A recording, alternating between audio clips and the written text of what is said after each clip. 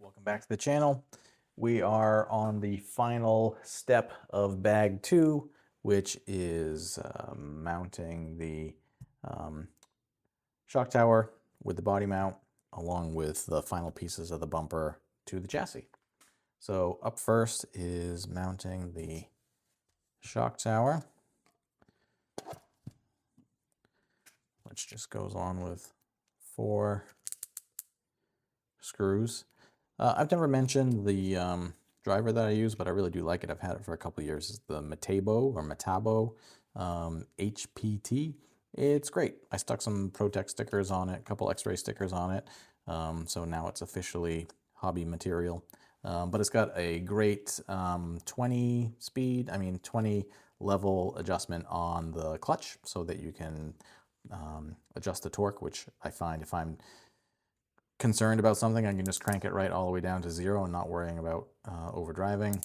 And it has just a nice secure mount for the tips. So yeah, this, I think it was like 70 or 80 bucks. I had a cheap one before. I think it was Ryobi or something, and it died after a short amount of time. I wasn't super impressed with that. And so I decided to spend a little bit more on something quality, and I've been very satisfied.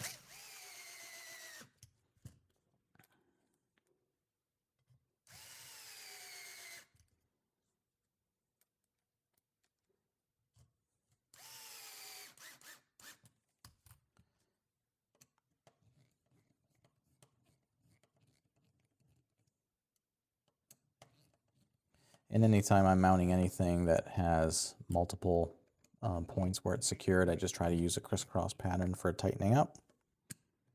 That way nothing gets bound up on one side or the other. All right, shock tower's on there. This thing's starting to look like a real kit. All right, next up is this bizarre hinge, which bolts into that holder on the that we mounted to the shock tower with 2 16mm screws.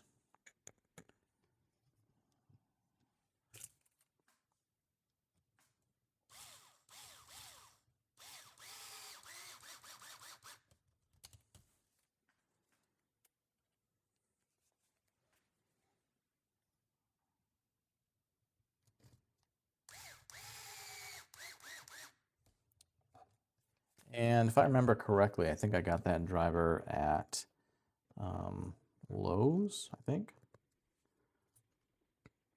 All right, so the note in the instructions indicates that the brace should move freely.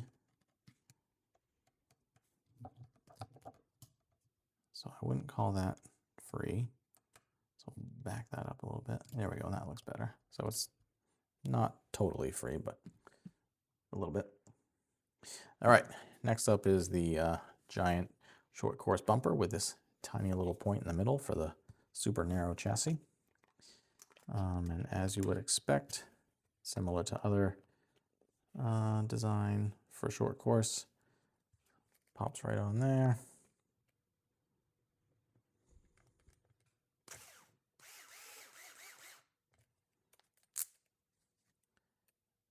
I think the plastic for the bumper is softer than other things, so I am being careful with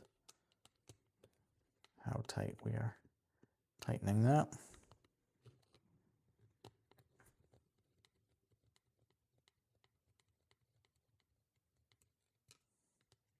It's tough in a spot like this where the screw's kind of hidden. You don't really have a sense of how tight it really is.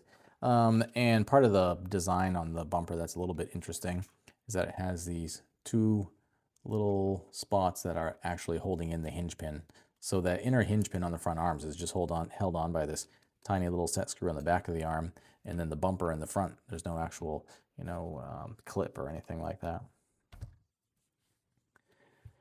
All right, and last is the 2 long screws there, what, 16 millimeter.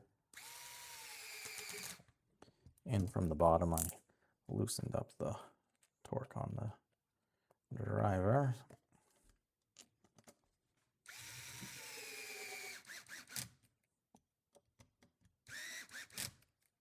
Great. There we go. So the front end is looking pretty good on that. That's it for bag 2.